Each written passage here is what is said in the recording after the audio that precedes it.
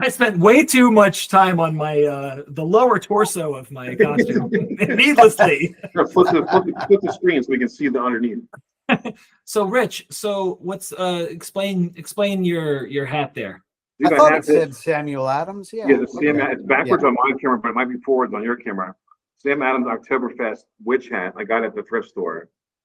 I'm a big thrift store guy, and I just find a lot of, especially around now, they have a lot of good costumes and stuff. And I was like, oh, this is cool. And then also, I'm going to go to Black Cat in DC tomorrow for some kind of like witch themed dance party. And I was like, perfect hat. Perfect. So, are you a wizard or do you have a story about your get? Maybe a warlock or something. I think just beer enjoyer, and then occasional like, oh, fill my beer's empty. Forget fill the beer back up. A warlock who enjoys autumnal brewskis. Yeah, I'll get involved in some serious spells if I have to, but for the most part, it's just kind of chill at the pub and hang out with everybody and just see what the vibe is. Okay, all right. How about for you, Chris? Do you have a story for your getup? I know it's not a costumer. This is no. I'm not in costume. However, if the tide turns this way in this conversation, I have a little feeling there might be a special guest appearance. Ooh. Yeah, I'll just leave that as a cliffhanger for now. Okay. I was gonna go with mid 2000s like emo band guy. Yeah. Well, actually, fun fact. Well, go ahead, Chris. Oh, you mean as for who the guest? No, I meant like as your outfit right now. I feel like is 2000s Roxy Roxy Hurley like. Oh yeah, this is Hurley. I didn't even know what that was. I just liked the color of the hat when I was on vacation, so I bought it. I don't even know what Hurley is, but it's a skateboard company. Oh, is it? Well, I'm a skater punk at heart, I guess. Yeah. And Chris, as you took your hat off, you donned a new haircut. Oh yeah. This is a little old at this point, but I guess when we were visible to each other, I still had sort of hair. Yeah.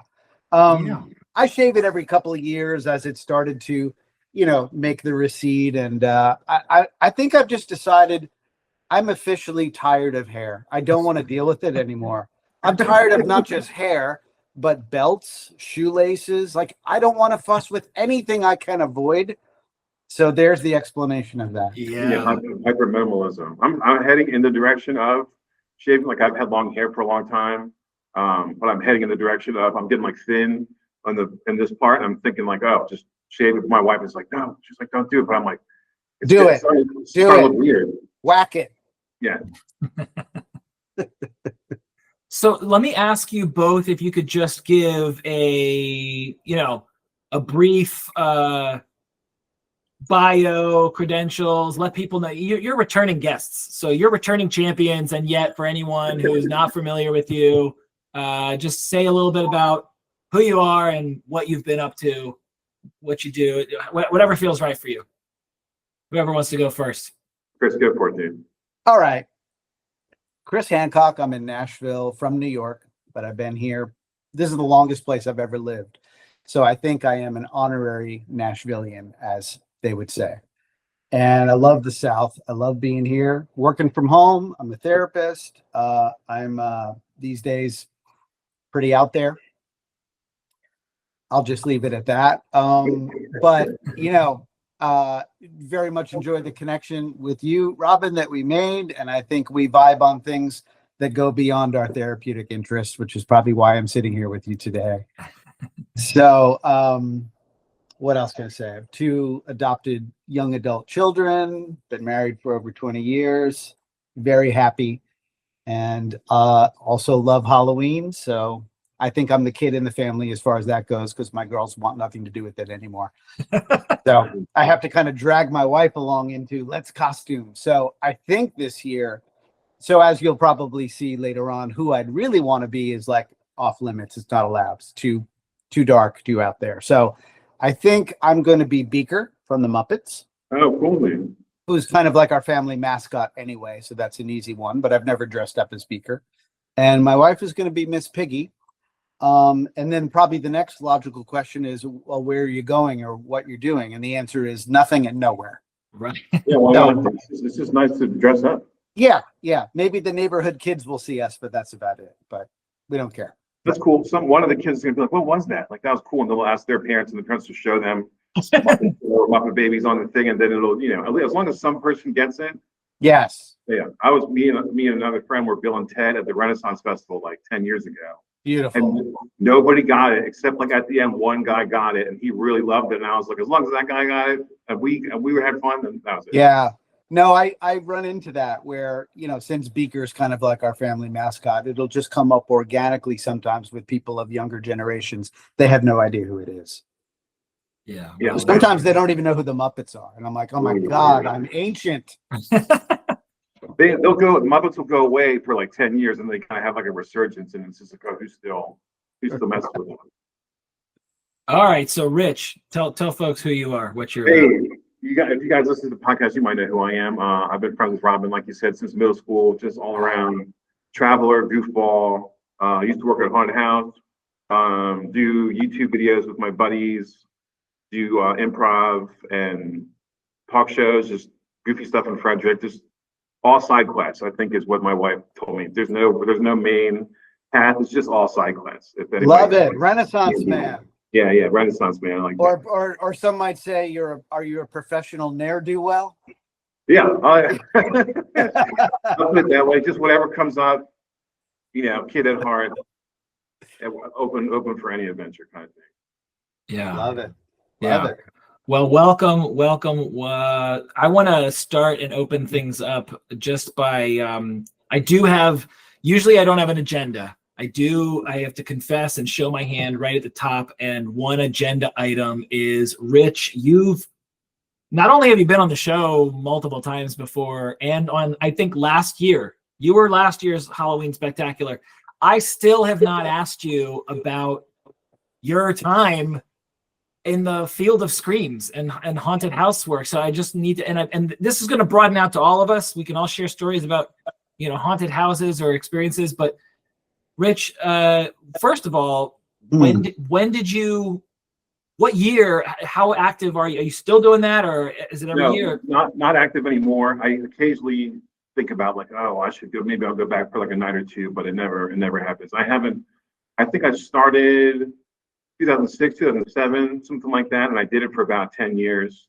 It was convenient because the place, the OBGC Field of Screams, was down the street from my normal work. So I could just get off my regular job and then go down there, grab a piece of pizza. They would always have a lot of pizza for everybody, and then start getting to work. And I started doing it like, I guess you could say part-time, just from time to time. And then eventually they were like, hey, you're doing a good job. Would you mind committing to doing it all the time? And then I moved up to being the manager of the haunted house. And then slowly the crowds, I think, got too crowded. I think something happened where they had a beef with another Field of Screams, the Field of Screams of Pennsylvania.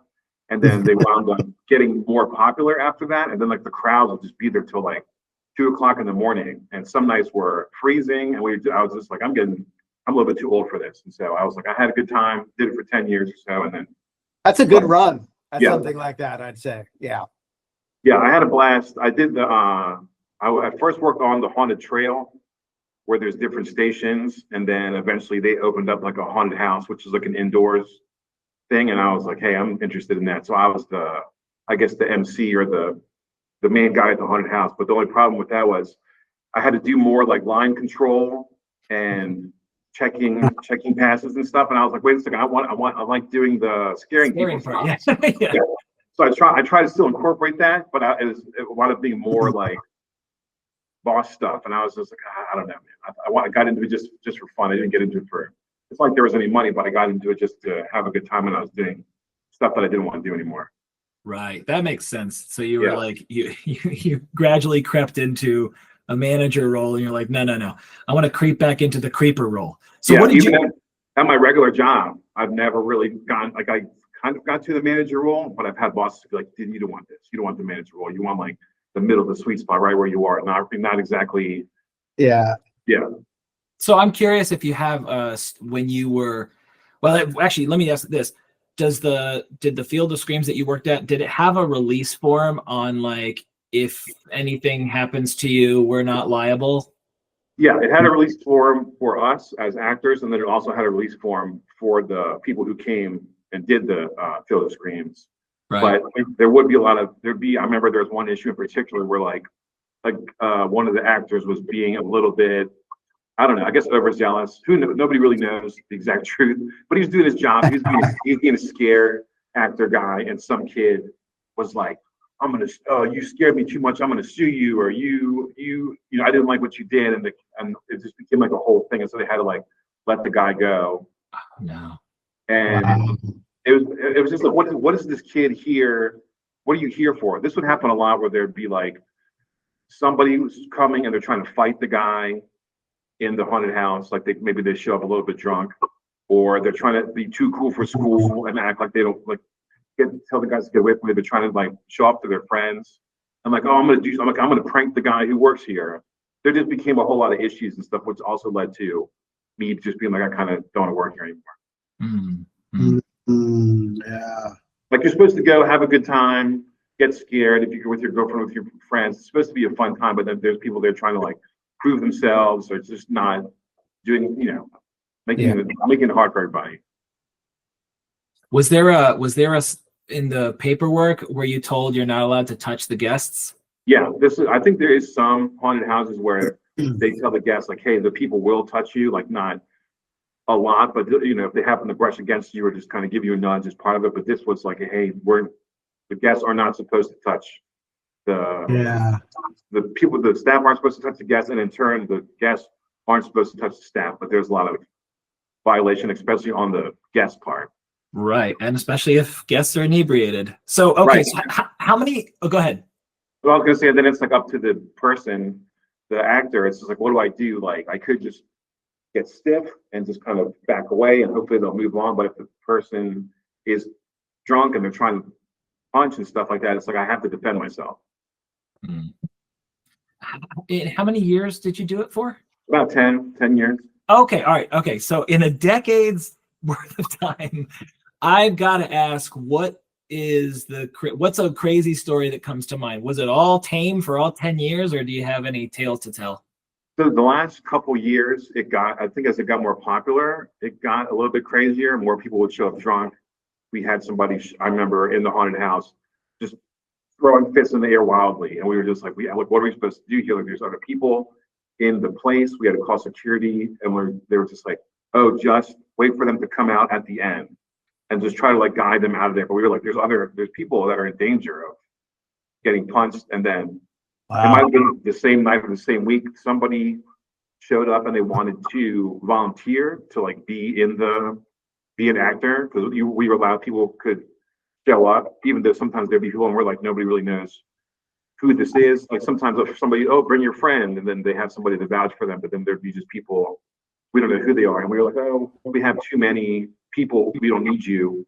And then that guy showed up later, like drunk, passed out in one of the porta potties. I don't know. So, and sometimes people would like, oh, the porta potties were a big problem. Like, oh, I'm gonna goof around and go in the porta potties and get all the toilet paper out of them and like throw the toilet paper all over the place. Yeah, but that sounds like it could be confused with any bar story versus a haunted house. Yeah, pretty much. Yeah, anywhere that's a public, like, oh, guests can come and get food and goof around, and it's like there wasn't beer at the place, but yeah, well, people show up drunk, or they of course, yeah, yeah, they want to take the edge off because they know they're gonna be scared. Yeah. I mean, maybe, right? That's one. So Chris, how about for you? I'm curious, haunted house related stories or participating, you know, I have a story about as a child, you know, that I can share, but does anything come up for you related to haunted houses or Fields of Screams, things like that? Yeah. Funny enough, I think I've only ever been to a haunted house maybe twice in my life. Maybe 3 times is probably one I'm not forgetting. I mean, not remembering. Yeah. But that was the scariest one, the one you don't remember. Yeah, no doubt. Right. Completely block it out. What you were talking about the that you know, the sort of carrying it too far in the haunted house just reminded me that there is a haunted house out here in the boondocks of Tennessee somewhere. I don't remember the name of it. I think it still exists, that got a lot of press after that first year that they rolled out, because it's like a complete immersion, and they have like a 14-page waiver. Oh, wow. So you can kind of imagine what they're doing. It's like the kind of thing like the old Tony and Tina's Wedding play back in the early 2000s, where they're completely in character and nothing, you're part of the wedding, right? Yeah. And I did that once, and I wound up actually in the bathroom with one of the characters. And I remember trying my hardest to break him out of character, and I failed. It was like, wow, they nailed it. Anyway, that's what this place, if it's still there, is like. And I mean, it's apparently over the top. Like, you get tied up, hung upside down. I mean, it's you have to be ready for anything. Yeah, they definitely, in the past couple of years, there's been a big uptick in like how extreme can we get it? And it's like we tell the people ahead of time it's going to be extreme, but yeah, we're going to get tied up. You might be there for like 10 hours or something like that. It's just that there's like, how can we one up each other kind of thing? Hanging from a tree upside down for 10 hours. Yeah. It's funny, Chris, it's funny that you talked about the Tony and Tina's Wedding example and going into the bathroom. I don't know if either of you are Curb Your Enthusiasm fans, but there's a Curb Your Enthusiasm where Larry David is in the bathroom with the guy who's playing Tony of Tony and Tina's Wedding. No, and he has a suspicion about like, are you fooling around with my wife? And he's like trying to confront him, but he's like, I gave her the sausage. He's like, it's so very funny. He's saying a character. It's just like too coincidence. Anyway, hysterical. What a random reference. I don't even know why I thought of that. But, I know.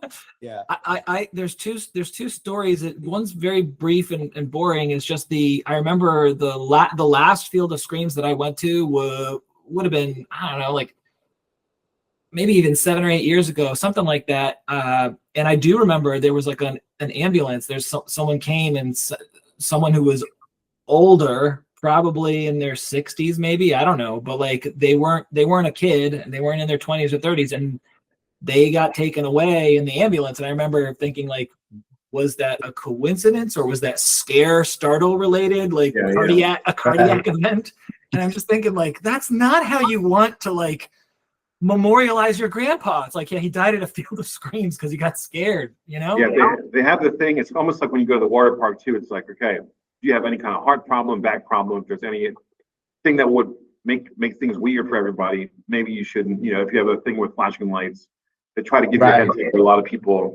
When I was doing it only like maybe once a night, would there be something like that over the 3 or 4 different attractions they had there? So normally it was, but the same thing, the ambulance comes, people are like, oh, cool, like this is part of it. Right. Yeah. No, there's no way any organization or business would have I guess actually ambulances are private companies, right? I guess you could fork over the money for a Penguin, whatever they're called, like, I guess so. Right? Or you could easily just get your friend to like put the lights up on if he has like a station wagon or something, and then make it seem like there's something happened. Like there's definitely on the trail, or not the trail, like there's like a hayride, and they would incorporate somebody was a plant, and like not like a plant with leaves, but like a sick person, and they're gonna be on the thing, and then it's like, oh, that person, let me see your hands, and it's like they would put like blood or something, and it's like this person, and they would pull them off, but it's like they're supposed to be part of the group, but then really it's a setup. Yeah. Man, y'all are inspiring me to look around here. I know that there's a local one that's been in existence for a long time I think it's called Nashville Nightmare.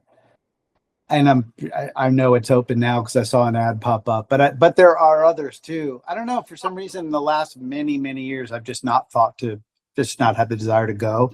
But yeah, I haven't had the desire to go. I think the only reason why I was at the one that I was at several years ago was it was someone else's idea, and I was kind of like, all right, I'll go. I wasn't that into it, and maybe it has to do with the other story that I'll share, which was, Rich, I went to Olney Elementary. Did you go there, or did you go somewhere else?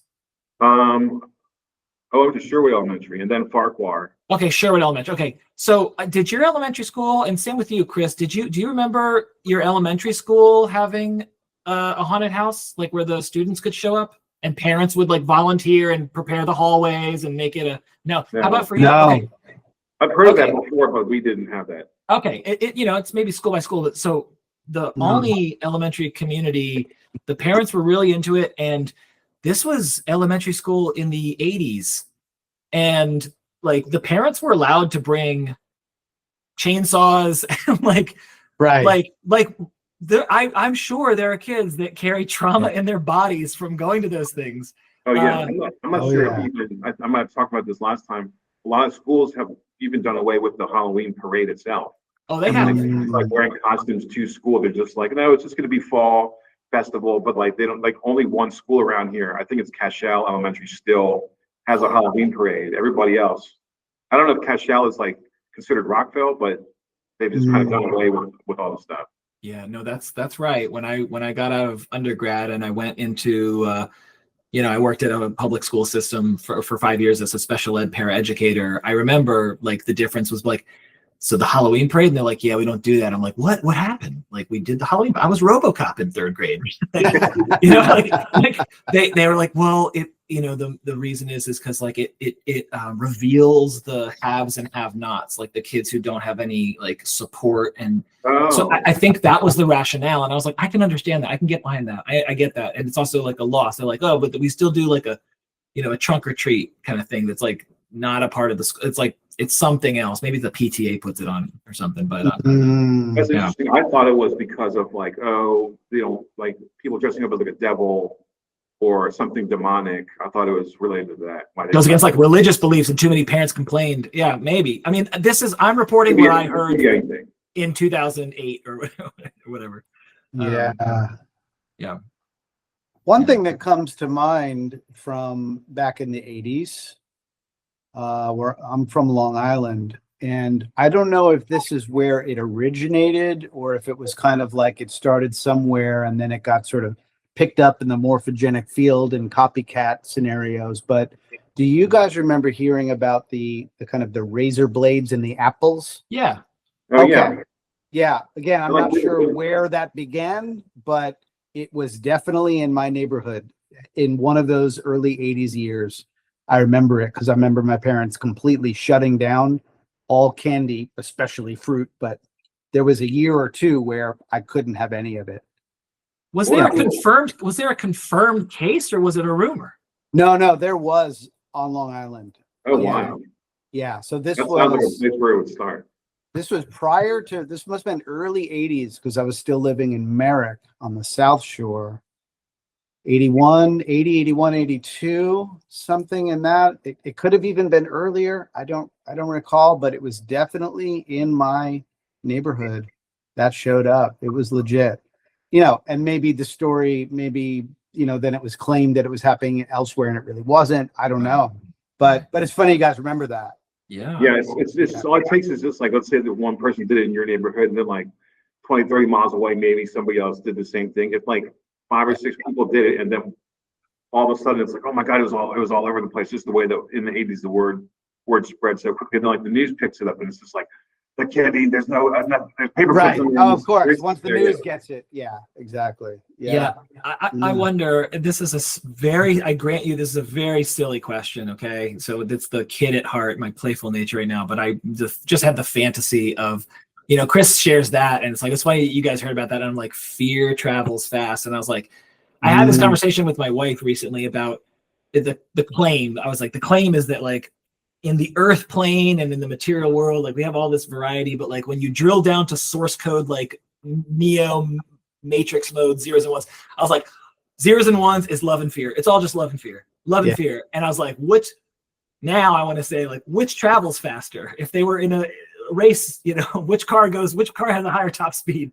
My guess would be fear. I have no idea. I think through mainstream channels, fear wins wins every day, right?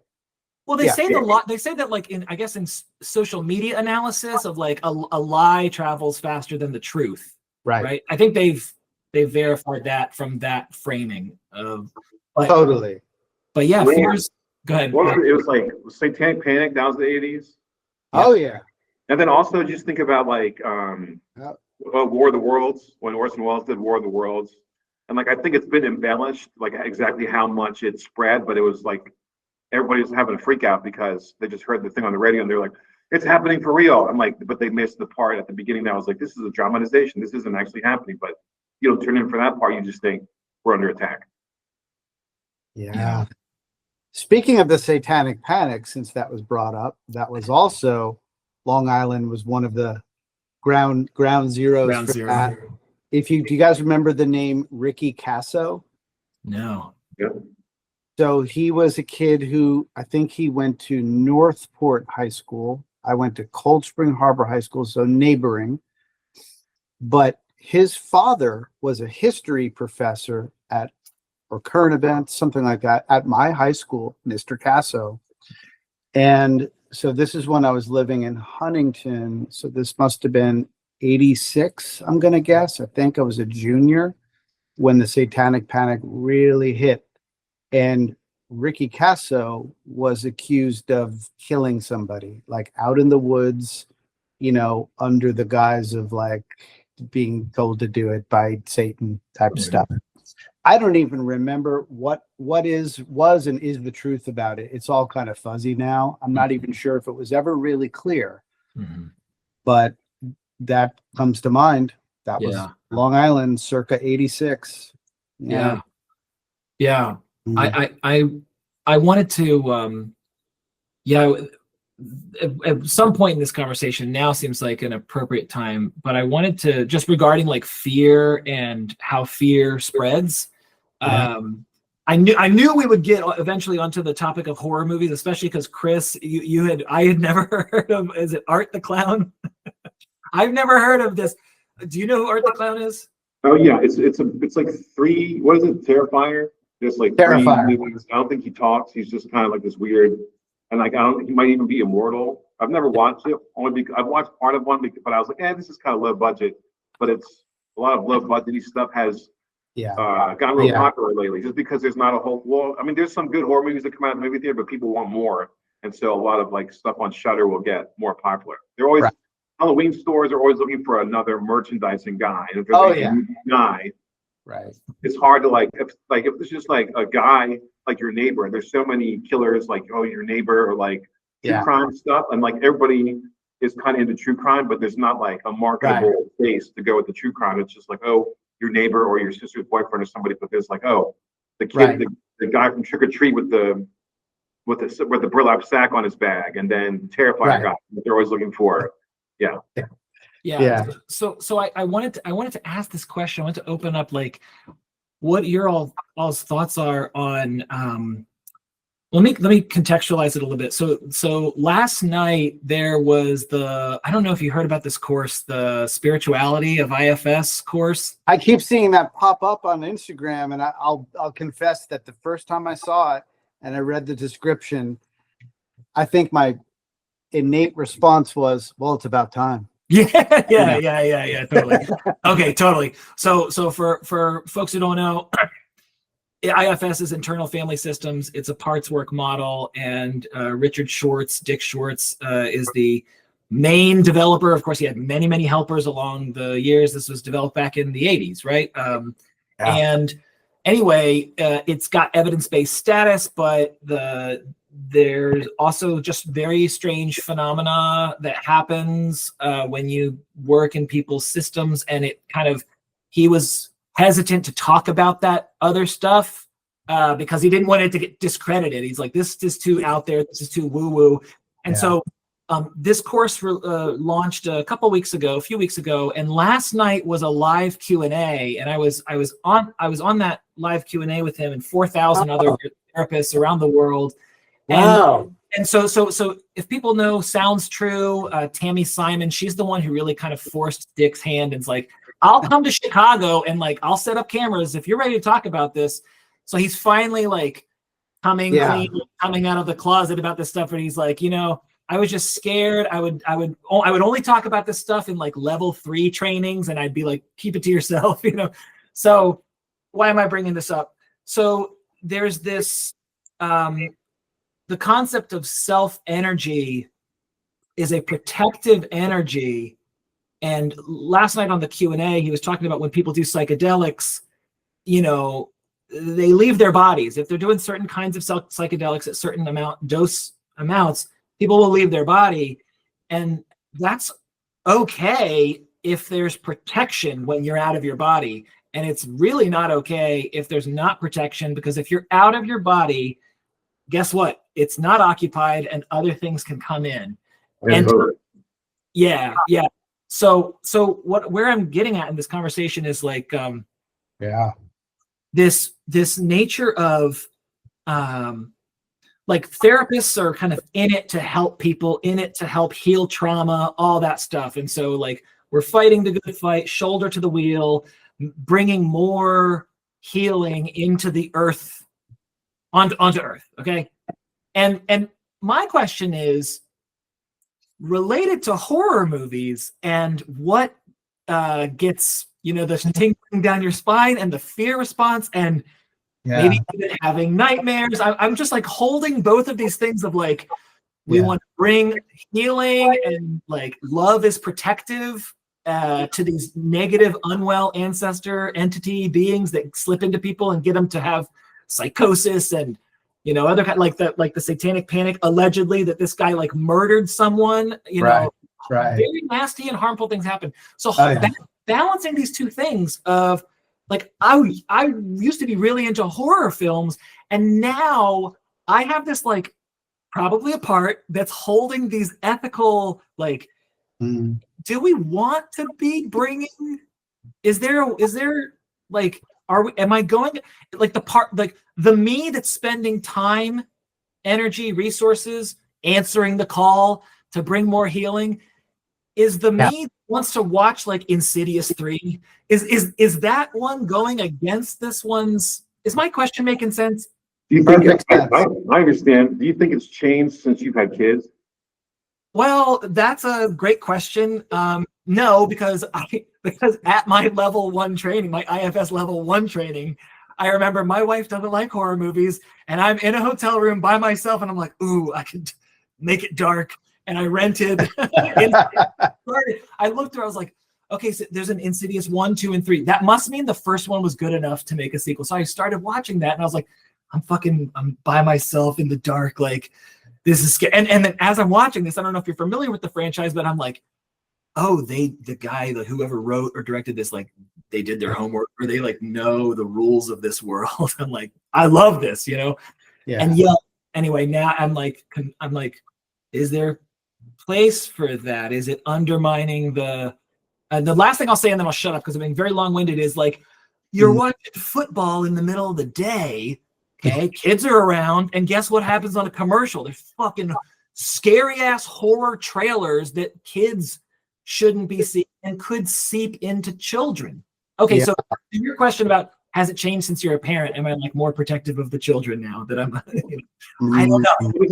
Does it make you feel weird, like before you? I'm trying to think how to put it. Like when you didn't have kids, it was fine, but now that there's kids, like, I have people that I have to be worried about, and I'm more scared of other things since there's somebody that needs me to be around for me to take care of them. No, it's more an awareness of the nature of like what it's more of an awareness of, if you're scared, that means there's an energetic parasite inside of your heart, mind, body that's like using that energy. And I'm like, and my day job is like spending time helping people extricate, evacuate, actually heal the parasite, not just like kill it like a cockroach, but like actually like get this parasite out of someone. And it's good for that person, and it's like for the host, and it's good for the parasite to have it like shed its darkness and realize it's not actually this nasty centipede thing. It's just a lost soul. It's just like a little boy from 800 years ago or whatever, and he needs to go home and be welcomed home and forgive himself or whatever, right? So yeah. Anyway, Chris, I want to fold you into this. How are you taking what I'm saying? Yeah. Gosh, where to begin? I feel like I could say nothing or everything on this. Well, I guess first of all, with how you brought this up, in the IFS frame, I think, and I'm not speaking for anyone in the IFS field because I'm rogue. I'm really on the outside of it, but I think you would agree in terms of Schwartz getting on board with the larger spiritual phenomenon and implications, and how IFS really is a portal to the mystical and to higher consciousness, I think, don't we have Bob Falconer largely to thank for that? Yeah. Yes, I think, but exactly when Tammy Simon was talking about, like, you know, Dick was saying, like, I don't think I would have done this if it weren't for you, Tammy, and like getting me to talk about this. And I was thinking, like, that's like the third notch. You know, there's other notches prior to that, and Bob would be the first one of them. Yeah, exactly. Yeah, a big one in my view. I'm not sure I know all the players, but Right. I think he's up there. Yeah, paving the way for, you know, just kind of bursting down the barn doors of trying to just call attention to what is, right? And what is what you're speaking to, is that we have potentially all sorts of things of unknown and various forms and origins in our psychic fields. We just do. So I don't want to forget to jump in on what you said about if we're watching horror, that did you say, like, well, that means then that we have some kind of thought form or foreign energy in us? Like, No, de facto, it means that? No. What I'm saying is what I'm saying is back to like love and fear, and that love at bottom, it's a very maybe oversimplification, but like at bottom, right, love is what heals the trauma. Love heals the trauma, and and fear maintains the trauma. Right. Fundamentally, keep you up at night. Like you see a movie and see people fall in love, or you see a movie that scares the shit out of you. That's the one that's going to keep you up at night, because you're going to keep thinking about it. Yeah. So really, it's like, what is the fear that's generated from, like, say, a shocking horror film? What is it hooking on to? Yeah, like what kind of questions you have to ask yourself, like why am I so scared? It was just a movie, it was fake, but what about it made me? It's 3:00 in the morning, and I'm like, got the covers up, and I'm like, oh man, is it going to get me? I'm an adult, but it's just like that. Something in the movie really got you. Which is a separate question, not totally unrelated to, what am I attracted to here about this? Why do I want to watch this? Yes. Which I ask myself all the time, especially with the Terrifier stuff. It's like I'm going back to school psychologically with just my insatiable curiosity about my irrational fascination with this character. But we'll get to that maybe. But I mean, if we sort of broad brush here, I think if we have a lot of unhealed, hurting parts or trauma within us, we're going to be easily re-traumatized by exposing ourselves to something that's in the fear spectrum, right? And intended to ignite that. So maybe, again, broad brush with everything, it's like everything in moderation, including moderation, and not everything is for everyone at all times, right? There's been recently, I guess the past, I don't know, 8 or 9 years, it was a lot of like trauma-based horror was like really popular, like Hereditary, and what's the one where she goes to the Swedish village? I watched part of that. And like Babadook. There's been a lot of stuff where it's like the monster or the thing is related to generational trauma or personal trauma, and like I think people kind of had enough of that, and now it's leaning more towards just like a Freddy Krueger, or there's just like a killer guy, like the Terrifier guy. There's just like a one person, and it's just like, can I get away from this guy instead of spending a lot of time trying to get away from like oh, I have to deal with all this internal stuff, where it's just like there's a guy and I want to see some kill some teenagers, and like, how can I outsmart this guy, kind of thing. Sure. And then there's like the question of what makes, how do we define horror, right? Like, here's a good example. I think I've had a long fascination with, not so much anymore, kind of because of where I am spiritually and in my work, but a long fascination with the film The Exorcist and the general concept of spirit possession, demon possession, and exorcism. I think I watched that movie twice a year for I don't know how many years. But really, I never thought of it as a horror film, and still don't. I think it's a psychological case study, a psychological drama, right? It's good and evil. And how do we conceptualize these things? yes, horrific what kind of is portrayed and happened in that. And it is supposedly based on a true story, although many have debunked that. So who knows? But yeah, what is horror? How is that defined? Yeah, the good and evil stuff is always the thing that will be the most talked about.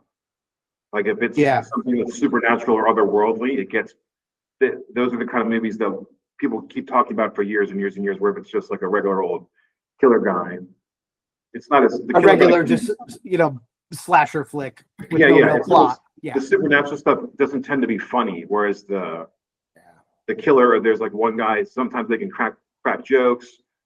I don't know. The good and evil stuff always makes people, even like a lot of times there'll be supernatural horror, and it sometimes will not do well because people are too scared because they feel like, oh, this might be like a real, like if I go see this movie, something's going to happen to me. Right. There's a podcast called Otherworlds. I don't know if you guys have ever heard about it before. And the guy has guests on and they talk about like otherworldly experiences. And the guy who does subway takes, I don't know if you ever watched that on Instagram. Mm-hmm. It's a guy, he just does like quick, like 1 minute interviews with people on the subway. Oh, okay. He's a guest on the thing, and he's of European descent, and he was talking about a djinn and like inviting the djinn into his life or something like that, and then like all this really bad stuff that started to happen afterwards. I can imagine. Yeah. I recommend that episode. I don't want to go too far into it, but I recommend that episode. Interesting. Yeah. That's the Subway Takes one? The guy who hosts Subway Takes, his name is Kareem Rama. And he was on an episode of, it's called Otherworlds. Oh, okay. Yeah. Yeah, I mean, I want to tease something apart here. There's, as I've been listening to you two, I wanted to like clarify and say, especially the everything in moderation, Chris. If I watch like I was watching a Black Mirror episode, and after watching the episode, I was like, I feel worse, right? Versus like watching like, I don't know, a stand-up comedian's 1 hour special. So like there's different feeling states, and I was like, I like Black Mirror, and then I'm like, but I'm more aware or noticing how does my body feel or my state of mind feel after watching it, and I'm like, part of the contract or the agreement between every talented person who makes this production and the audience is like, you're watching this because you want to see like our fantasy about a possible future that is maybe a warning story. Like this is what's kind of like already fucked up in our culture, and like where it could get even more fucked up if we don't. Black Mirror is almost too. I don't really enjoy it only because it's too. It's just like this could probably happen like next week. Like, if you want to like escape, and like Black Mirror is just like this is feel worse about what's happening like right now. Well, let me say. Go ahead, Chris. No, I've watched a few Black Mirrors. It's been a long time. The one that sticks out to me was the one that basically I would be inclined to view as predictive programming, that predicted or portrayed the whole social credit system, digital surveillance state phenomenon. Yeah. And here we are. I mean, that was an older Black Mirror. Yeah. Right. Yeah. So I bring that up because I wonder if possibly, like if that was an example of the type of episode that would leave you feeling ick, is it possible that it's because it resonated with something in you that already knows that this really might be predictive programming? Right. No, exactly. I mean, the episode was in short and disclaimer or whatever. I can't remember. I'm losing the words right now about spoiler. Right. It's like the I can't remember the actress's name. She's Quincy Jones's daughter. Rashida Jones. Thank you. She's like, she has a medical event and she's gonna die, but they're like, we can save her, but like we need to put her consciousness, we need to put something in her brain.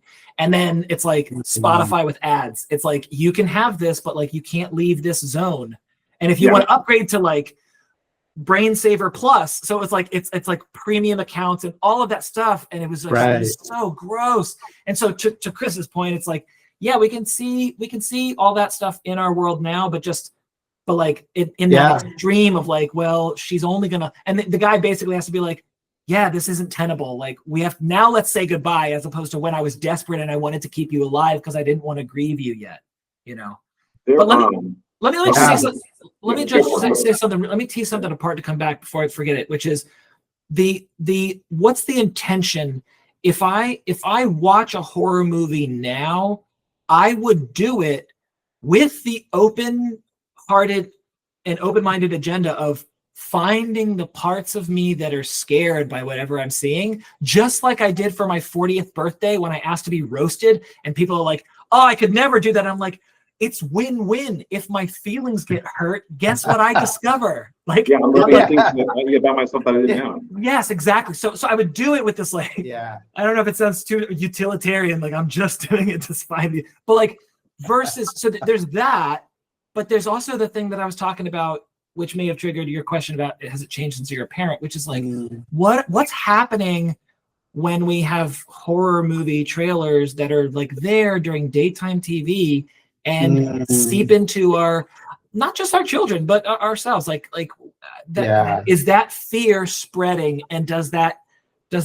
counterproductive to the kind of, like, not just therapists, but anyone who's in it to win it in the war of good versus evil and heal people? It's probably not good just because we're getting more accustomed to the stuff if it's on during the daytime, and like we're seeing it in the middle of a football game, which is why like so many of the haunted houses, like we were talking about before, it's like we really have to up the ante. Like people aren't as scared of stuff as they used to be. So now it's like, well, how much crazier can we get? And it's like maybe it's, I don't know if it's a good thing that people are becoming desensitized to some of the horror stuff, but it's just like then it falls on the shoulders of other people who are like, okay, we have to really keep scaring people and do much weird stuff. Yeah. You know, insofar as there is a dark occult overlay, societal influence, you know, the programming embedded within Hollywood, and I believe that there is, and I'm talking like the Luciferic influence. I mean, you bring up a football game. I'm not sure, I don't watch football, but if there are like horror movie ads in there, I'm not sure that that's the scariest thing about a football game phenomenon. And I don't mean football itself, but I do know that in like a lot of the halftime shows, there's a lot of dark occult, sort of Illuminati, Bohemian Grove, you see where I'm going with this, type symbology and influence embedded in that stuff, like in most of Hollywood, right? There's books written about this. Yeah. This is real. So, you know, it's just like become the symbolism and stuff has become part of our daily life, I guess, from what you're talking about. So it's like this, it's to the point where it's things that you don't even notice, right? Yeah. What I was going to say before with the Black Mirror that you brought up, there's a movie called Duel with Karen Gillan. I think it's called Duel, and it's almost could have been a Black Mirror movie by itself, where it's in the future and she gets diagnosed with cancer, and they have a thing where you can clone yourself. Like, oh, instead of like you're going to die, but then there'll be a clone. So if your family's not ready for you to pass away, then the clone keeps going. But then she gets over the cancer, so then she's left with her and the clone. It's just like, what are we supposed to do? And so in that situation, it's like, go fight to the death. Yeah. And then the clone if you lose, then the clone takes over. And if you win, then everything's great. But like my wife super hates clone stuff. And so it's like this movie was supposed to be like kind of a like action comedy kind of thing, but she was just like, I don't like this. She was like the movie with the show with Paul Rudd, where Paul Rudd like clones himself, and the same thing happens where like spoilers, it's the same thing where it's like I think he clones himself for some kind of medical reason. Oh, it's like you get cloned and then it like you like get rejuvenated, like the clone that comes back is like a better version of yourself, but then he survives the process or whatever. He was supposed to die during the process, so then there's just like two people left over, and she's just like, that's too weird. Yeah. But I think it freaks people out because then they have to like look at them. It's like, what if you had a clone of yourself, and you have to like look at yourself and this person is doing things better than me or in a way that I don't like what they're doing. It's just the Black Mirror stuff is wild. Yeah, and if there is some, I don't want to, hammer this, but if there is some predictive programming component to a lot of those themes, what, like Neuralink, cloning, the digital surveillance, the social credit score stuff, I think broadly the esoteric view of that is that this is the manufacturing of consent of society. They have to tell you what they're doing. And Hollywood picks that up from the shadow state, right? The global elites that influence the scripts and the stories in various ways. There are books written about this. There's research on this. I haven't done all the reading and research, but it tracks as true to me. There's some truth to that. Maybe it's not as much as some would say, that this is a way of basically, Luciferic dark influence following the script that they have to follow by saying, we told you, and by your consent is viewing this, that is your consent. You're saying yes to this, and it's a way of normalizing the rollout of these things, right? Yeah, I totally follow and track and see what you're saying regarding the consent part. The consent part though is like, it's I don't know, it's like your consent. Like when I go see a doctor and they're like, read this, especially the highlighted areas or the bold areas, and then you're gonna sign. The consent here in this context is like, well, like, do you're like quote consenting to it, because like, how are you it's like, right, it's like influencing unconscious stuff and preparing or programming, like you're saying. And there's something else that what you regarded the social credit score as like predictive, right? As like, it's like, right. I don't know. I'm wondering what you all think about sci-fi and fiction and how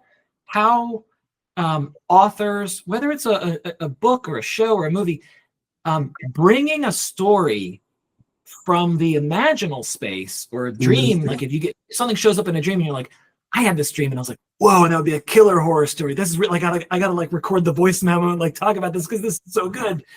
But the people that follow that through and bring it into life and they say, this was inspired by my imagination. And then fast forward 10 years, 20 years, whatever. And then it's like, it's happening now.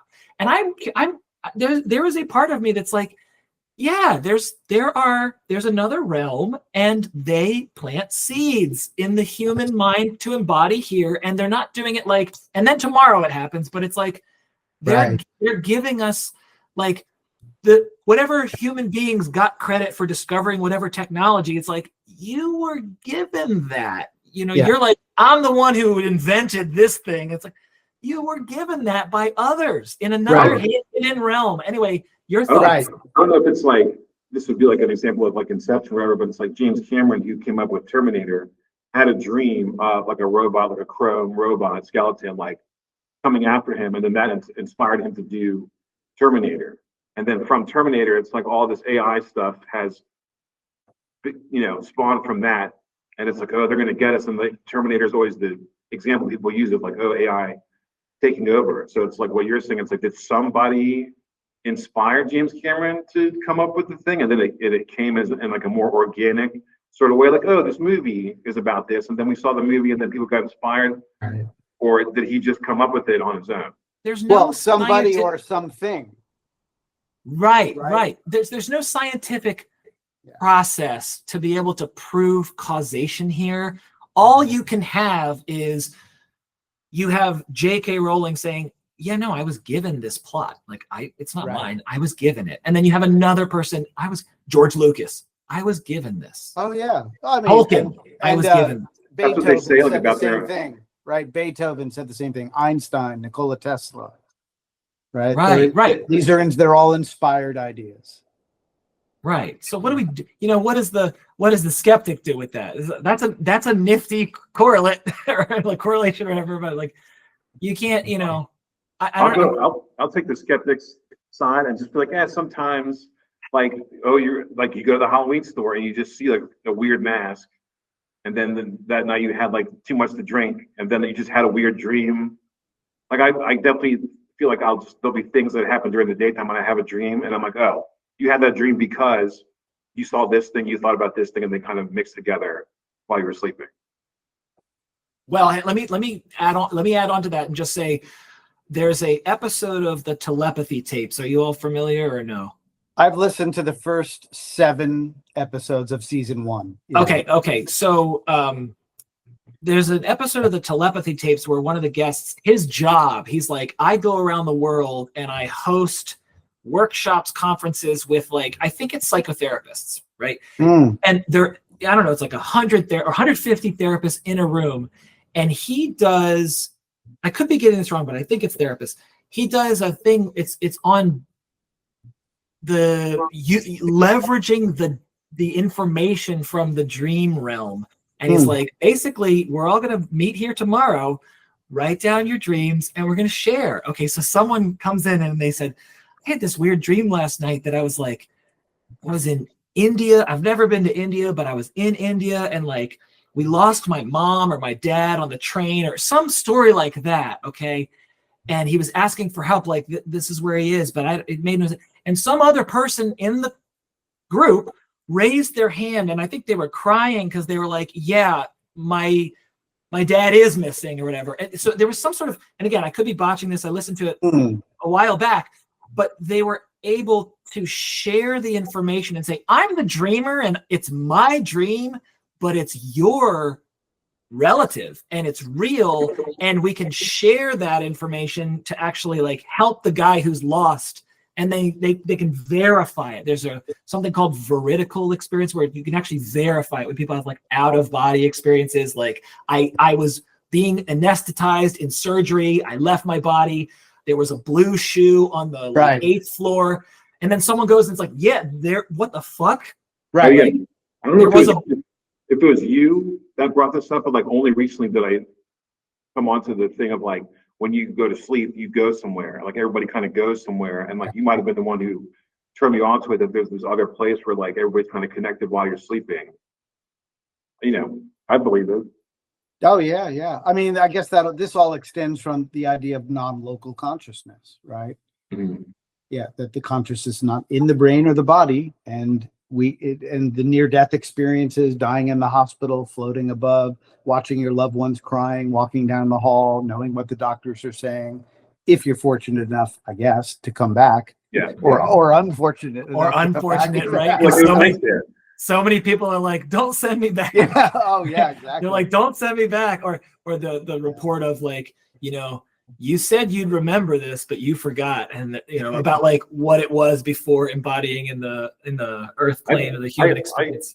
I only recently I watched oh dude, who is Great Stoneface? Not Charlie Chaplin, but there's another silent movie star guy, Buster Keaton.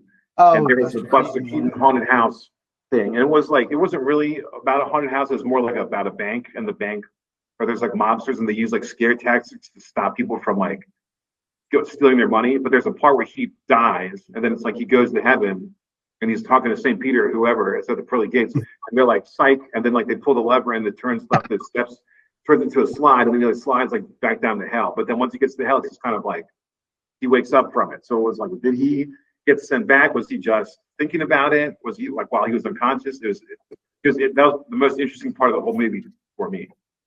Yeah. That you're saying that's an old Buster Keaton film? Yeah, it's called The Haunted House, but it's just like he's a bank teller, and there's like people dressed up as skeletons. He's like in like somewhere where he's not supposed to be, but then he actually does. It seems like he does die. He gets like hit in the head and he dies, and then there's like a little heaven and hell kind of thing. But it's like, that's brilliant! I gotta watch that this Halloween. I've never seen that. It's only like 20 or 30 minutes or something. It was pretty cool. Oh, okay, like a short film. Yeah. Chris, you mentioned The Exorcist earlier, and I remember I feel like in my timeline or whatever, I have a really big chunk of heavy atheism. Like I'm toying with atheism starting at age 8, and then I'm fully closing the door on God by 18, and then I'm reopening my heart to God around like 38. Okay, so there's a big part of my life. And but the Exorcism movie, I was like, there's nothing my materialist rationalist mind can do to explain like forbidden knowledge or what, not forbidden, but like the fact that the person possessed by the jinn or the demon or whatever word you want to use has access that says like, this priest knows Hungarian, but no one else in the room knows Hungarian, and I'm gonna speak in Hungarian so that he knows I fucking know about him. And like that, I was just like that. Even though you were saying like did it happen, did it not happen? I still, there was something about the demon realm that I never wrote off. I was like, it's hard to explain that stuff. Like, oh, I've never spoken French in my whole life, and I'm gonna start speaking French to this French priest. It's just like, whoa, dude. Like, there's some things where you can kind of blow it off as, oh, maybe they read a book or maybe they did this, but if like you start speaking a whole new language out of nowhere, that's pretty wild. Yeah. Well, I think you were wise to not write that off. Yes. Well, you know, also there's it feels also important to name here Chris, if I may speak briefly about the multi-dimensional divine light transmission. So, sure. So that's a process, and Chris will do a better job describing what it is. But I'm bringing it up here because, because of my life of having a lot of parts of me that are atheist and still skeptical, even though I'd say the critical mass of openness to the atheists they were winning for a large portion of my life, and they're not anymore, but they're still there, and they're still carrying like complicated relationships with Jesus, say. And I remember doing a session with Chris in which Jesus showed up, and I had like what it did was it revealed to me like, I'm still not like right with Jesus or whoever. If I was a different person in a different country, whatever the prophet, whatever the divine protector might be, it's just that it was I don't know, it was powerful, and it was useful to be like, okay, that's not something that's going to come up in a cognitive behavioral couples therapy session or something. This is like very deep stuff. And I wanted to ask, I don't know if it's appropriate. You're always welcome to say no, okay? But I wanted to ask, how did this way of being and working, how did it come to you, Chris? Like, what was your because divine entities, divine beings, it's very easy for people to be like, you believe in that shit? My grandma believes in that, or like it's so easy for folks to dismiss, and yet it's like I said earlier, like, oh, this is my day job.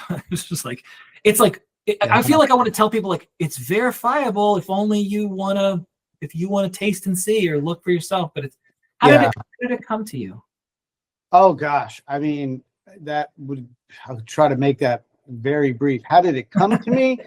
It really came out of the culmination of a 10-year dark night of the soul that I really didn't even appreciate for what it was. So I had to be kind of brought to my knees by spirit, let's just say, around 2018. I mean, I touched the edge of madness, truly touched it, probably even put an arm through. Fortunately, it didn't pull me any further in, because I'm probably wouldn't be sitting here, and I certainly wouldn't be doing what I do, the way I do it, and functioning as an instrument or a vessel, which is how I think of it. But basically, it came out of a grand surrender experiment when I realized I was fucking losing it, and I had no clarity. I'd lost all clarity. I didn't know what this was that I was going through, because I had failed to appreciate it for what it really was for so long. I just thought it was really a complete burnout, adrenal fatigue, and assorted other things. And it was a little bit of all that, but that wasn't really the heart of it. So being a seeker always from probably high school on, and from just doing the work I've been doing, albeit conventionally, for about 20 years, I knew that there was something more to this that begged to be understood, and that the only solution was spiritual, which I've always really subscribed to anyway. But this was my time to put my money where my mouth is. So I began a grand surrender experiment. And I just sat, prayed, meditated, and walked in the woods every single moment that I could spare to do so. So this is 2018 into 2019. And this is where I'll try to make the long story short, that I was just praying and asking for clarity. Show me, give me a sign. What is this and what is it not? Is my marriage over? Is the career over, etc.? I started with just kind of the nuts and bolts. And long story short, as I continued that experiment, the clarity began to come. I began to receive what seemed to be downloads. Then I got very clear that they were downloads because I was hearing things that I didn't know what it meant. So I knew, okay, I'm not making that up because I don't know what that means. Yeah. And then I was told that I was being given some gifts, and I was having experiences of energy moving through me, rocking my body like this. And that has never stopped. Once that began, it's never stopped. And over time, I put it together that really, and with help of higher guidance in various forms, including in this last year, telepathic messages that are available to me if I can make the time and put the intention in to bring it through almost every day. That's kind of on hold right now because I kind of burned out on it. And it also, just the energy of that, it takes a physical toll on my neck and head because it's a lot of body movement. But that aside, to try to get back to the heart of your question, that's essentially how it came on. Yeah. But how did it become something like multidimensional divine light transmission? Well, my joke, and it's really real, but it's kind of funny, is that really, even though I'm like now functioning as this vessel for divine will, I have this partnership with Cosmic Mary, Christ comes in, archangels, different higher divine light sources. I am still very dense, and I'm serious about that. I'm dense.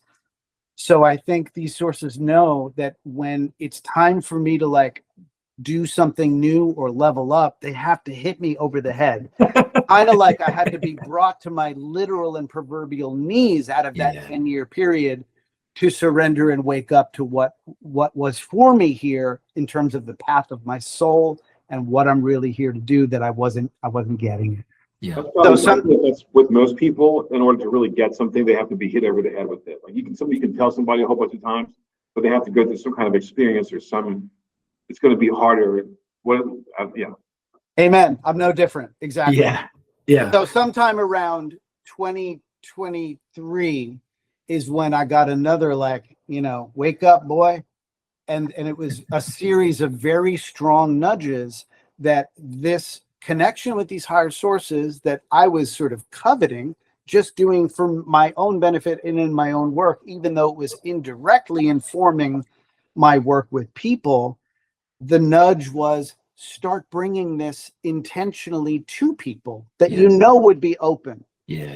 So I have said yes all along, and I knew that I'd be led and protected, so I went with it, and the rest is history. And then it was later, even still, probably a good year later, till it occurred to me, these same sources are available to come through in any method or modality. So I had already picked back up with IFS a few years prior. So then it occurred to me again, well, why not invite them into the IFS work? And that's the birth of transpersonal IFS, because I didn't know what else to call it. Yeah. Because it's not standard IFS that I'm doing, and it's not IFS when I'm doing it, but it's IFS with the help of divine sources who are all IFS informed. They're more trained than me in it. Yeah. They know exactly what we're doing and why, when to come in, when to hang back. Yeah, there's what you're saying, and I remember when you came on the show or before, you shared that story more or less, and I needed a reminder of it, and it completely tracks with another colleague of mine who came into this kind of work, but also through that madness. Like you say, I touched madness. I was maybe even put a harm. I mean, she had lost her mind Yeah. And it was incredibly scary. I don't think she had any prior history at all of psychosis at all. And so it's like, you're completely destroyed. But that's how she was like you said, spirit touched me. Yeah. And it's like spirit brought me there. And that was her experience too. And for people who, I haven't experienced that, so I can't get it at the experiential level. And yet I'm dipping my toes and swimming in this stuff too. And so I understand why that could open someone up. And again, like the people, it's the sort of the opposite of dismissing it. Oh, yeah, it's a hallucination. It's just a dream. It's not reality. The whole idea of like reality testing. It's like, Anyway, thanks for sharing that. Sure. You know, Rich, what you were saying about the atheist portion of your life, and that maybe you kind of still are. Yeah, I'm not sure you are. I'm talking about a panel of Neil deGrasse Tyson, Richard Dawkins, Sam Harris, Christopher Hitchens. I'm talking about a panel of atheist parts that may be 22 years old. Yeah, those guys are still in me. I get it. And they're like, we'll hang back while Robin does his weird bullshit. And we'll judge it and disprove it. We can't just give all the answers right now. We have to let him figure some stuff out. Yeah. You know, this really is what we're talking about here. I mean, this is kind of obvious, but I'll just say it. It's the mystical realm. This is the realms of mystics. Houston Smith, the religious scholar, he said, for the atheist, there is no God. For the polytheist, many gods. For the monotheist, one God. For the mystic, only God.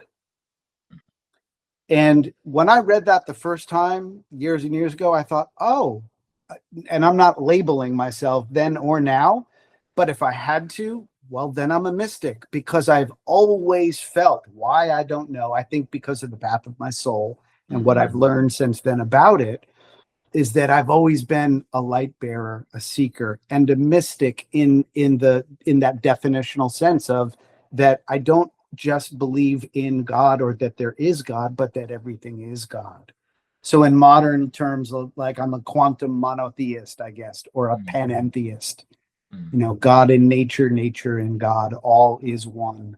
This is why I've long been attracted to the Eastern spiritual and wisdom traditions more than Western, although now I see more harmony than division. All right, I'll shut up now. No, thanks for sharing. I wanted to bring you in here, Rich. How's what's being spoken about landing on you? What's percolating in your mind, Rich? It's far out, but I guess it would take me a long time to really have to. Rich is like, fuck this, I got to go to a haunted house. It's cool to think about. I've definitely had, I guess, experiences where I've been like, hey, can I get some answers? I'm having a hard time. Can I get some answers, kind of thing. But I feel like in the end, it kind of fell on me to just kind of figure out what was going on. I feel like I didn't get the answers I was looking for. And so it was up to me to kind of come to my conclusions. And it was like, but did I come to them on my own? Or did somebody help me come to them? I don't, Right. Were they inspired, or were these my own natural conclusions? Right. Yeah. This is where it started from with the dream, with the talking about Terminator. It's like, did he come up with it by himself? Did somebody inspire him to come up with it? Yeah.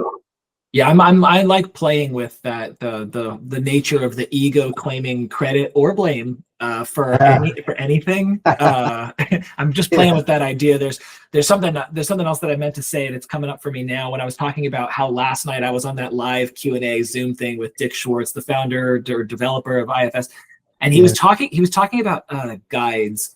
So in IFS, like the term between like angels and demons, or the good entities versus the bad entities, which is a whole splitting them between in that kind of polarizing language can be problematic in and of itself. But just the idea that like you've got guides that are helpful, and you've got things that are called unattached burdens in IFS language that are really they're really nasty and they cause a lot of harm and suffering.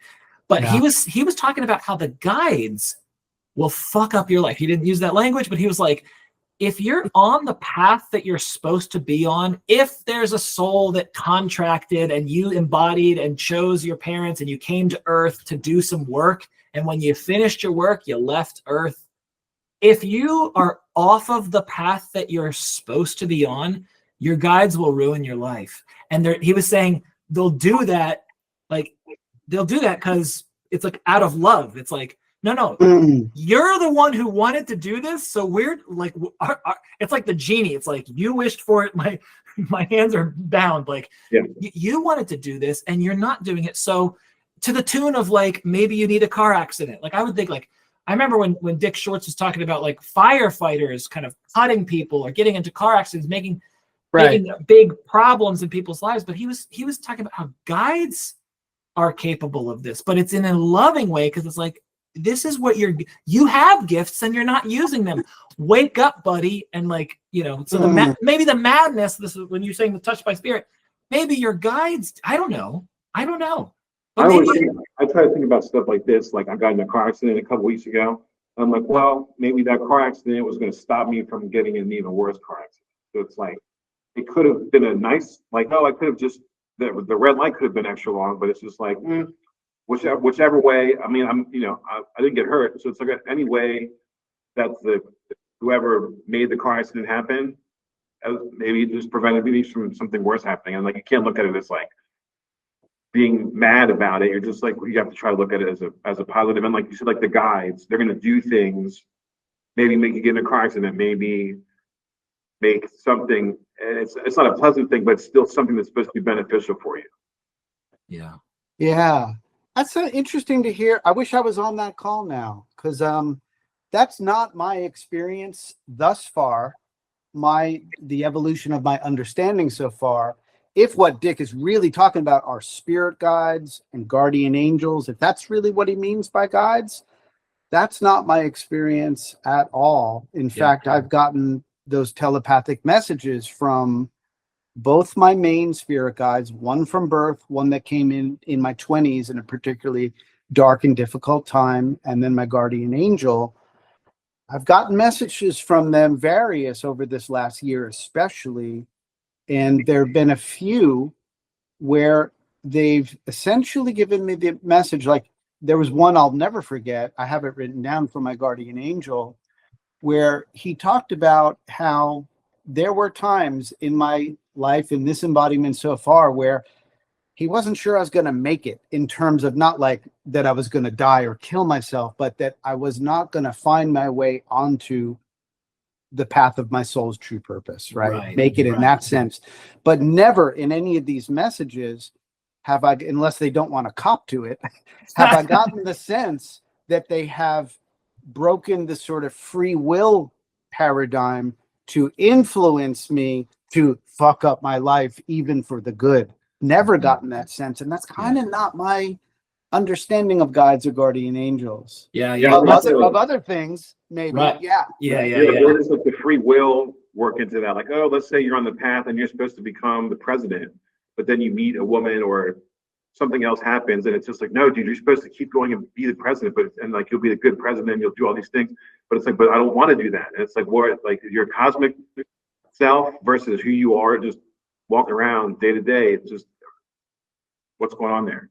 Yeah, right. Higher self versus your maybe whoever I was before I was born is on the path to becoming president. But then once I've been on the earth, I'm like, I meet people and I do things. It's like, maybe is that what I wanted? Right. Well, there you kind of you're into the territory of soul contracts, which I do believe we contract to have a general overview of certain experiences for our soul's growth that are not super specific, and we have free will as an overlay on top of it.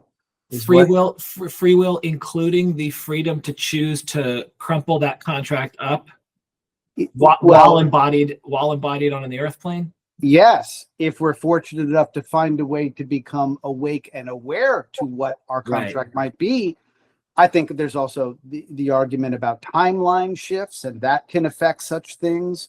But yes, there is a whole sort of spiritual school of thought that says we all have a contract, and since we all have free will, at any point we can literally intend and declare, I am tearing up that and writing anew. I'm going a different direction. or I feel like I've learned this lesson. I've gotten dumped 19 times. That's enough. I've learned it. I've broken up with this person and gone back together with them so many times. Okay, that's it. I don't care if I'm supposed to be with this person. It doesn't look like I'm having a good time. I'm going to move on and do something else.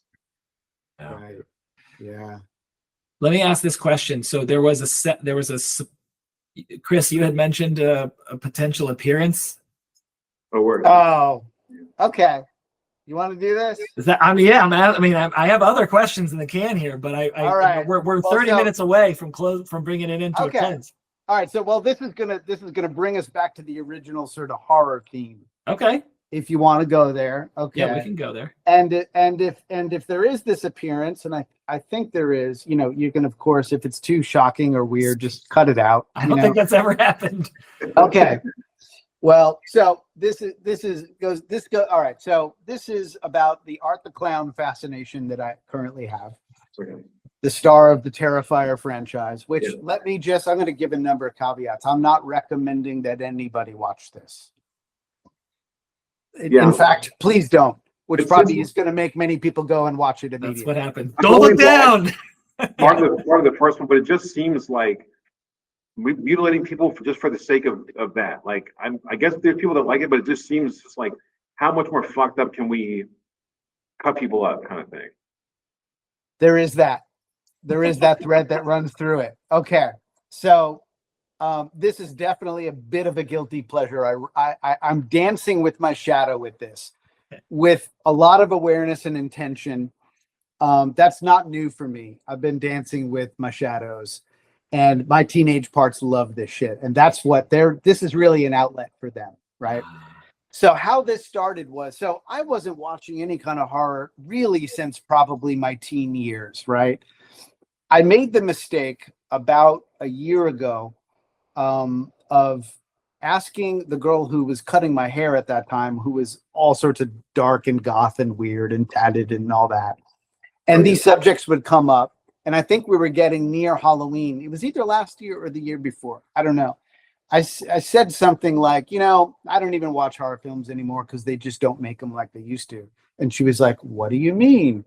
So there ensued a whole conversation that really centered around my complaint that there were no good horror heroes. They don't make them like they used to, like Jason Voorhees, Michael Myers, Are they the heroes? Are you saying they're the heroes? Yeah, I mean, tongue in cheek, I'm saying, right? Yeah, the stars of the genres. Those teenagers deserved it.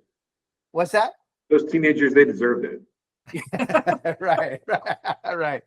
But one of the features of the old films, although they look campy and like comedy now, they really weren't intended to be, right? They were seriously trying to scare you. There were maybe early versions of the jump scares without the tech and the music and the strobes that you see in kind of modern ones.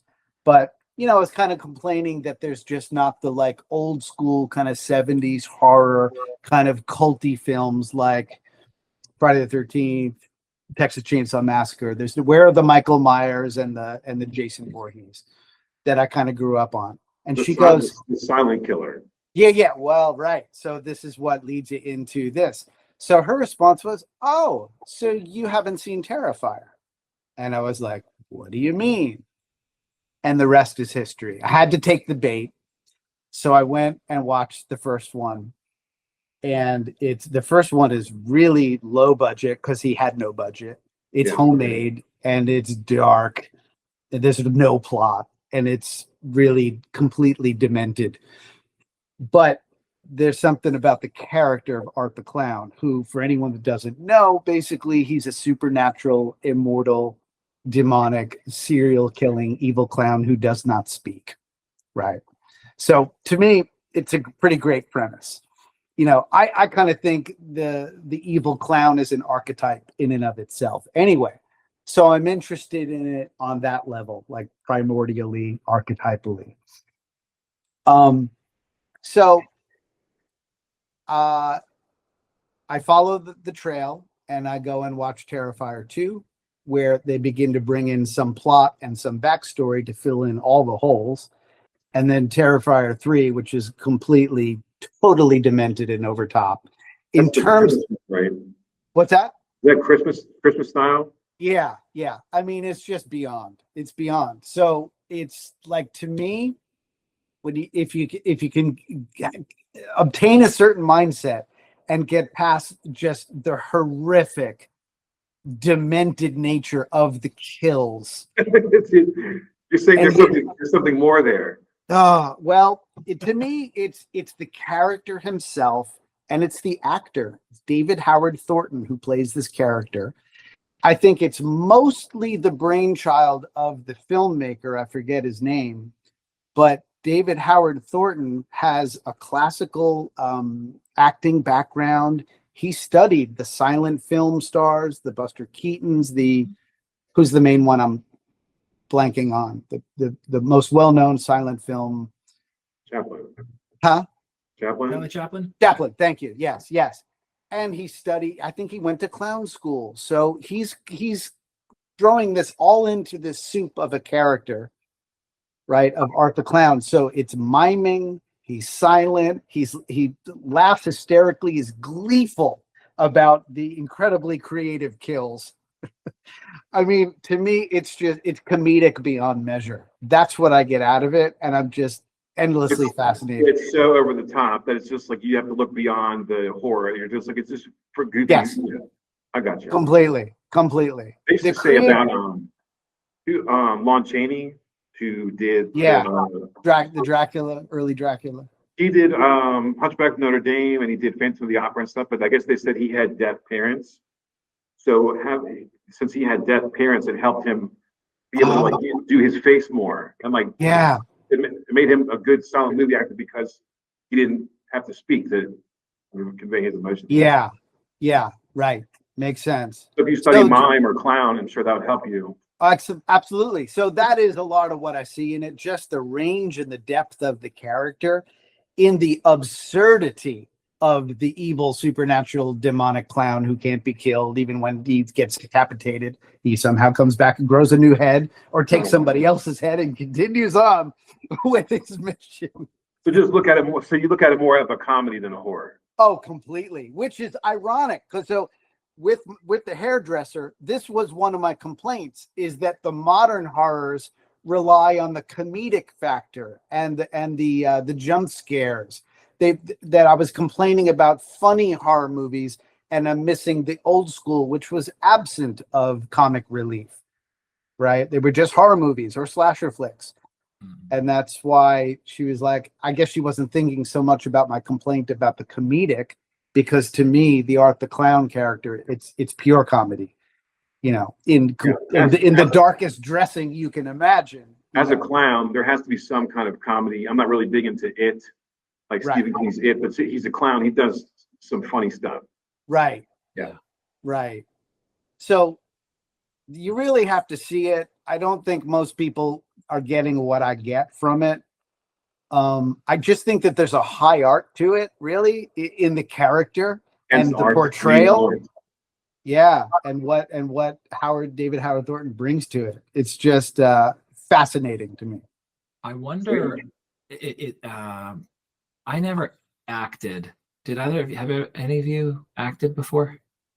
No. Okay. Well, in the beginning of being a therapist, I did a lot of acting. Yeah, besides the haunted house, just breathe like that. I mean, I guess you could consider that acting, but not. I played the part of a therapist until I figured out what it really meant to be a therapist. Everybody plays different parts all the time.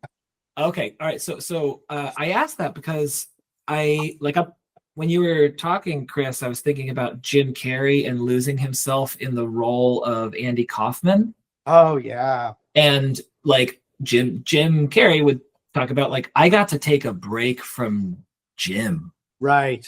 And how that was great to take a break from Jim. And I think Andy Kaufman's family members were we felt like we got to visit with Andy again. Totally. Andy incarnate. Yeah. Exactly. And so I'm wondering, I don't know if either of you have kept up with how is the actress who played the girl in The Exorcism, how's she doing? What's her mental health like? Oh, Linda Blair. Yeah. Linda Blair, yes. Yeah, I've popped in now and again to see what she's up to. And all I really remember is that she just at some point became a rabid animal activist, and she has like a rescue farm. Like that's her whole thing now. Yeah. Yeah. So Mm. I get curious about what are the downstream consequences of method acting evil. Oh, no doubt. Well, if you know anything about the backstory of the filming of that film, you know what I'm saying? Yeah. Again, I know there's a book on this too. I didn't read it, but I do remember that from beginning to end, there were 8 deaths of various people involved in the film, be they editors, extras, whatever. Like, and a lot of them inexplicable and sudden. So you get what I'm saying? Yeah, that seems to Like be the you case dance with the darkness. Yeah, You better be protected. You better be protected. You better have a spiritual practice. You better not have too much porosity, etc. I don't want to lose your audience if they that seems to be don't. most horror, like The Omen. I think also there was like deaths on set, and like maybe Yeah. Amityville Horror, even though I think Amityville Horror is like fake. Like I don't know if that stuff really happened, but anything that's dealing with supernatural tends to have weird stuff happen on set just because you're tapping into it, even though you're just like, oh, we're gonna pretend, or we're retouching on the thing. Somebody out there is like, oh, cool. They're like, Oh yeah, yeah, no doubt. Like I was into heavy metal as a teenager, like most boys in the 80s. And I know that like there's a making of Iron Maiden's album called The Number of the Beast. Mhm. And there were, I think, 3 deaths, if I remember right, of various people peripherally involved in the making of that album. There were 2 car accidents. One of them could have killed the producer, and he almost hit a bus full of nuns. And during the actual recording process, they had constant, inexplicable shortages, outages, losing takes for no apparent reason, all this kind of stuff. And, you know, coincidence? I don't know. The theme of that record was pretty dark. Yeah. It just made me think just now. I wonder if any heavy metal album has ever been an apple with a razor blade in it. Right. That'd be a cool heavy metal, like that'd be cool on a shirt or on like an album cover or something. Right. Like a real hot chick with an apple, but then there's a razor blade in it. Blade sticking out. Yeah. Yeah. Yeah. Yeah. I don't know. I wonder about that. I wonder about what, you know, the protective factors. You said you didn't want to lose the audience, but we were talking about orosity. Porosity. Oh, porosity. Oh, porosity. Yeah. Yeah, that's what I mean with the clunky, not everyday term. Yeah. You know, just there's tears and holes in our field, our psychic field, our astral body, causal body. In esoteric traditions, that it's called the Ka, the spiritual twin. You know, to me, that's where all these foreign energies and entities, unattached burdens get in, to holes and tears and openings and weak points in the field from, you know, trauma, episodes of loneliness, abandonment, hospitalizations, NDEs and such. So I don't know. What am I saying? I'm saying for me, I feel pretty secure in where I'm at in terms of being protected, my relationship with Mary. Believe me, I've asked Mary about like, am I okay with this kind of fascination with Art the Clown? And what I get from her is that I already know, again, how much is too much, right? I'm not watching that film every day. I've seen each of them once. I may never watch them again. Right. But I'll see Terrifier 4 when it comes out, but I'm not going to be drip feeding this stuff, right? Yeah. In other words, I know I'm protected, but I'm not going to push it. I'm not stupid. So I get that it's not good for me or anyone mentally or psychologically, but spiritually, I am protected. Yeah. Let me ask this question on the paranormal, because I might have asked you before, Rich. I don't remember. I didn't go back and listen to our conversation last year, but I'm curious just what paranormal experiences either of you have had. I can only share of really one, and I'm happy to go last, but like So what comes up for you when you talk about, when we talk about, we talk about horror and slasher, but also like evil or spirit, ghosts, like what is your, and again, whatever you're comfortable talking about on mic, because I do have this, I think this is episode 200. I think this one's 200. I'm taking, like, I have, Episode 200.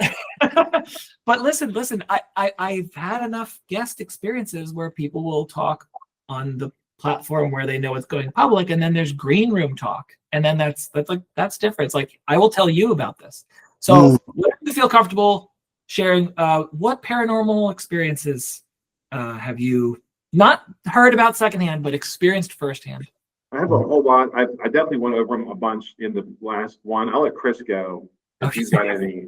Okay. I got one I'll share because I've shared it before. It's actually on my about page on my website because it's part of the backstory of how I got to being in this place with the spiritual realm in my personal life and work.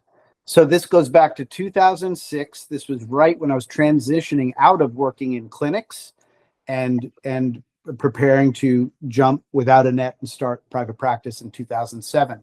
So it was really over that holiday.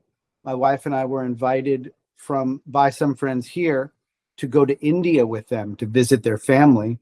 And it was opportunity to go to parts of India that people normally like me don't go to. Like parts of India that like hadn't really seen white people in probably 30 years since the British or whatever, right? So that was incredible for a million different reasons. But in that one town, Burhanpur, way, way north, we stayed in this funky, old, kind of dark and absolutely haunted home where one of the aunties lived. And long story short, one evening, so the friends that invited us was a brother and sister.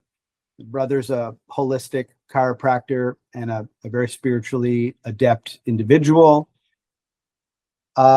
Once we became aware during I think it was 3 or 4 days that we stayed in this home, that there was a lot of spiritual energy there. And this is way before I had a lot of discernment. Yeah. But I was just curious, and so was everybody there, including my wife. So one of them decided we're going to go up to the very top level, which was unused, and basically organize a makeshift kind of seance and invite the spirits that are in the home that might be trapped there in to see if maybe we could help. And it wasn't me who thought I could help. I was just curious and willing to participate. Yeah. It was the friend and his sister who were going to kind of lead this. And I'll tell you, if I had any real doubts about the existence of a non-material realm going into it, I came out of them with them all put to rest. So the things that I watched happen to our friend and his sister in particular, who she served as kind of the channel. I mean, we're talking like almost exorcist level type stuff. She didn't become full on possessed. I don't think this was fully demonic energy, but there was absolutely dark and malevolent energies present. Many ancestral, some related to like a prostitute who was somehow involved in the family and possibly died on premises type of, just to kind of paint the picture of what we're dealing with.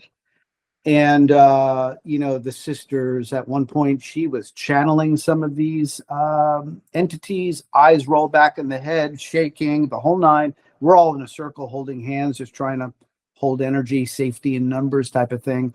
None of us knew what we were getting into. The brother had this kind of energy thing where he was trying to pull energy out of her when it got too intense. And then whether it was that same presence or other presences, almost everybody in the circle at some point became affected, either mentally, somatically. So my personal experience of it was very quick. It's probably lasted all of maybe 20, 30 seconds. But while I was sensing and feeling and seeing what was going on, I wasn't personally affected until all of a sudden, out of nowhere, and I shit you not, my body temperature dropped on a dime to like sub-zero. I mean, like that. All of a sudden, I'm freezing and shaking. And then what I remember was as soon as I got my head around that, I had this felt somatic urge to just projectile vomit. And just as I thought that that was about to happen, on a dime, gone, and I'm back to normal. Body temperature, nausea, gone. So something entered me, something that was not physical. There's no other explanation for it. You're just too close to something. You're just close to something weird, man. Oh yeah. Yeah. It entered me, and that was the expression of it. You can feel weird just being close to a regular person. It makes you feel weird, let alone a otherworldly force, you know. Oh yeah, no doubt. But you know what? I mean, our bad. We entered into it. We're not prepared. So I feel fortunate that I didn't take home anything with me. Yeah. I'm not sure that that's not the case for one of the members of that party, unfortunately. Mm. So that's about, for me, as paranormal as it's ever gotten. And it also showed me, so go fast forward years later, when all of what I described that I went through and where I am now, it showed me very clearly the difference between the light and the dark, the positive polarity and all the rest, right? The God consciousness and the negative polarity, the Luciferic, the dark occult. I'm very, very appreciative of that now, because I had that little taste of what it's like to really embody something that is very far from the light. Let's put it that way. Yeah. Like the light is switched off and whatever that was. Yeah. Yeah. So I don't dance in that realm at all. I'm not, okay, got my Art the Clown thing. I like an occasional horror movie, and I love Halloween. But I am not welcoming in, the dark occult stuff at all. So that is why, one of the many reasons I have a pretty robust morning, noon, and night prayer practice, protection practice, et cetera, et cetera, et cetera. Yeah. Thanks for sharing, Chris. Yeah. Yeah. Rich, do you have any reactions or? No, I mean, it makes me think of, I do have some stuff similar to that, and I just recommend everybody to go back and listen to the last year's Halloween one. But there's a horror series, VHS. I don't know if anybody's ever watched it. And it's like a anthology series. Yeah. Sometimes there's like 5 episodes. Sometimes it's all like little short 20-minute ones. And the very first one has a group of guys. I think they're like college guys, and they're going around trying to find a party, but it's like early 90s, so like they don't have MapQuest or whatever, and they can't find the party. So they find a place where they think there's the party, and they're like, there's nobody here. And like they go up to the attic, and like they find a bunch of guys doing like a exorcism on like a woman, and they're just like, they think it's part of the fun. They think it's just like they're goofing around, and then all the priests are like, what are you doing here? You got to get out of here. You're not supposed to be here. And like they start like running through the house, and then like all this stuff starts trying to get them. As they're trying to like escape the house. Wow. So, all right. If somebody's looking for something cool this Halloween season, I recommend check out the first VHS. Okay. Well, so you're saying you shared I did ask this question last year, and you shared your story so that people curious parties can go check that out. I don't think what happened to me happened since last year. But I have talked about it on mic, but I'll talk about it here.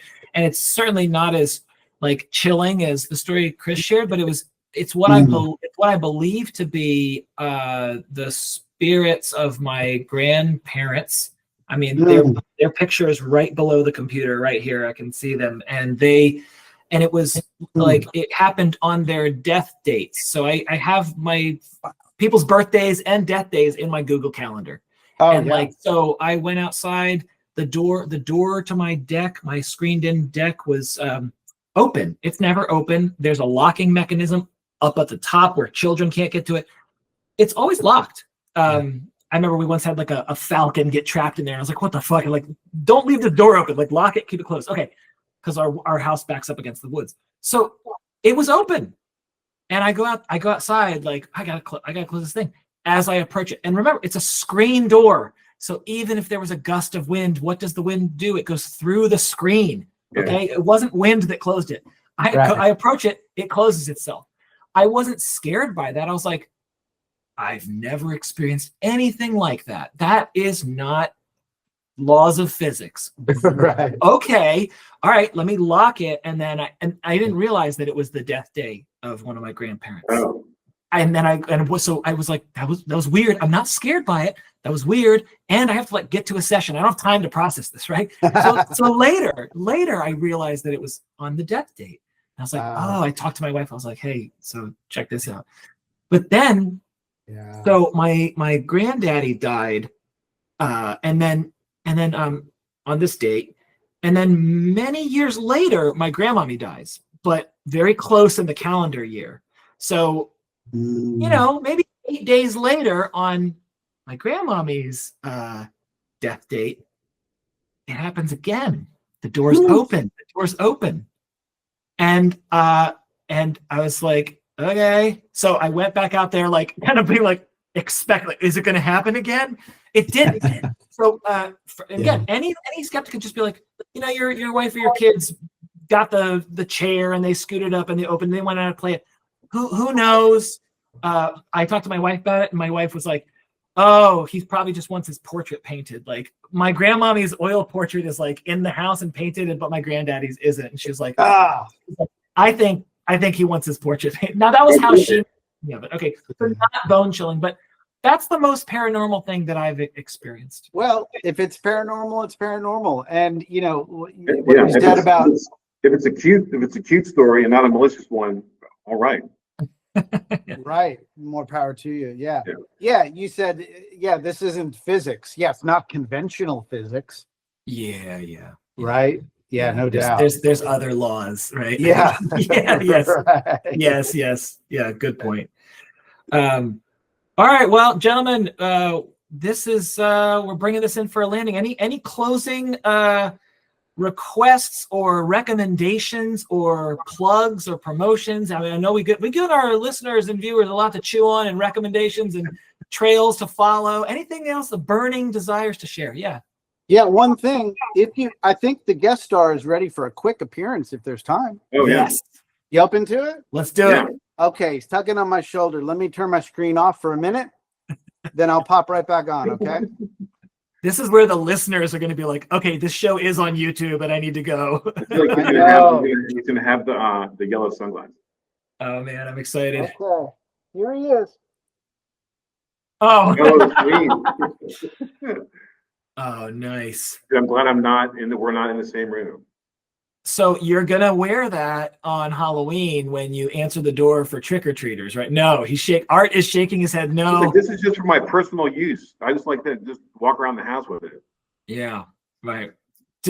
Now, yeah, I'd be curious now, Chris, you're, I should say, Art, there's no animals near you, right? I know Chris used to have a dog, and if there's any pets, like, do pets get, yeah, very sad, yes.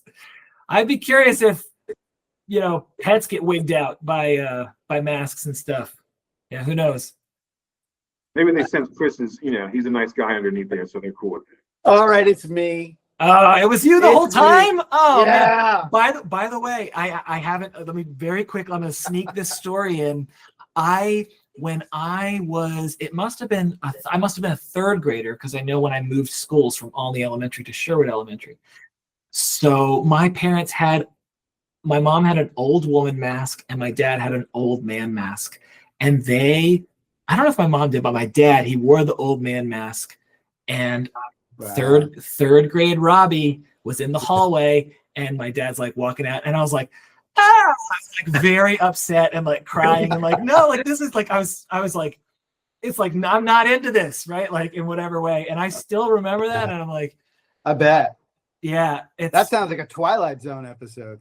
I mean, yeah, that was probably pretty freaky. Like, was it like just so shocking, or was it like uncanny valley in a way? I just think I was young and I was scared. What's the stranger? If I knew it was my dad, I would have been like, Dad. I don't know why I'm singing The Price is Right music, but so like, but like, I don't know. I was freaked out. Now here's what's fun. There might be pictures on Facebook where I used that mask at a Halloween party later in life with a girlfriend, and I was like, I went as like some creepy like farmer guy or something. So I overcame my trauma by wearing it, you know. Like, that's right. Exposure therapy, right? In action. Yeah. And then you pass the mask down to your daughters, and then one of them wears it. I don't know where that mask is. I don't know where it is. Rich, anything that you want to promote, plug, or any burning desire to share with our audience before we close? I'm doing a show at the Met in Frederick the Saturday after Thanksgiving, so like the Black Friday Saturday, a goofy talk show that I do like twice a year. If anybody's around or doing anything. This is Saturday the 29th? I think so, yeah. Yeah. Okay. At the hold on. Thanksgiving, is that? Yeah. Okay. That's at the Met, you said? Yeah, the Maryland Ensemble Theater in Frederick. Maryland? Yeah, it's in Frederick, Maryland, but it's called the Maryland Ensemble Theater, MET Met.